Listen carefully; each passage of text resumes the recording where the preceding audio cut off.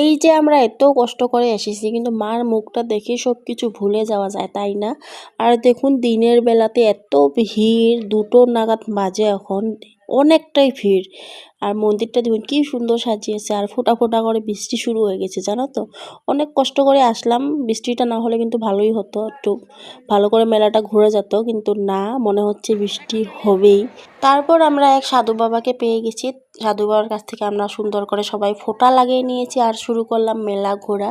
আর এইদিকে বড় সাইজের রয়েছে একটা নাগরদোলা, আর দেখুন বৃষ্টি পড়া শুরু হয়ে গেছে। আর এখানে একটা স্কুল রয়েছে, জানো তো, এলপি স্কুল। আমরা স্কুলের বারান্দাতেই বসেই বৃষ্টিটা দেখলাম, এখানে বসে বসে অনেক বৃষ্টি পড়লো। তারপরে এই দেখুন মন্দিরটা বাইরের থেকে কি সুন্দর লাগছে, তাই না? আর এখন আমরা খাওয়া দাওয়া করছি, সকাল থেকে কিছু খাওয়া হয়নি, অনেক খিদে পেয়েছিল।